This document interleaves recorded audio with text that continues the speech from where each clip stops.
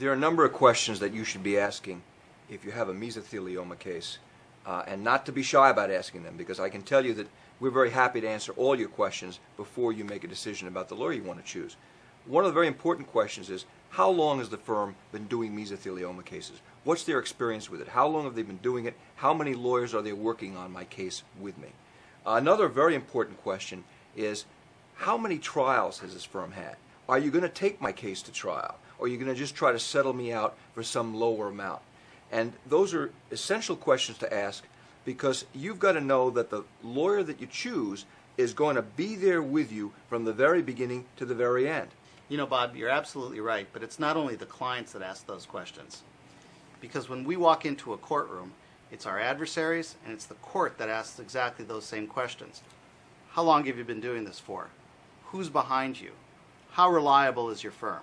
And one of the things that we're proud of in Levy Phillips and Konigsberg, with the generations of experience that we bring to the table, is that when we face an adversary, when we go into a court, we know that there's going to be an expectation on the other side that we're ready to take the case all the way. And those questions are always answered positively. You know, Moshe, one of the things that we take pride in is to try cases against not only tough companies like the talc companies, but companies who take the position, we're not going to pay you anything. We'd rather fight than pay a penny. And I'll tell you something, a lot of law firms just don't bother trying cases against them because they're going to have to spend a lot of time and effort to get money from them. And one of the things I've taken great pride in was a case that we had representing an individual who worked with a gasket and a cable. And both companies said, our nationwide position is we won't pay in those cases, we'll try them. And rather than back down, we tried that case on behalf of that individual, and we got the first ever cable verdict against any cable manufacturer in the United States, and we also got a tremendous verdict against the gasket manufacturer.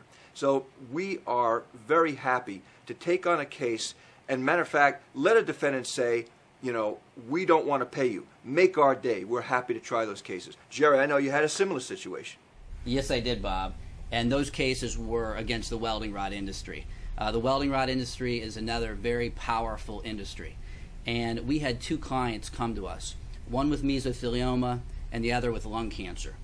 Both men were diagnosed with these diseases while they were in their 50s, with children. And both men shared a common exposure to welding rods that contained asbestos on the outer coating.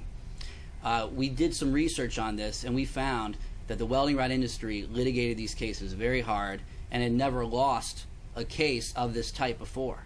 But what we did was we consulted the leading experts in the field on this issue.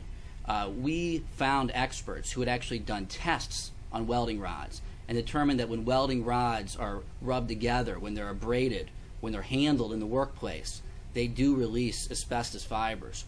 And we put on our case in front of a jury, and we won the case in front of a jury and got our clients the compensation they deserve.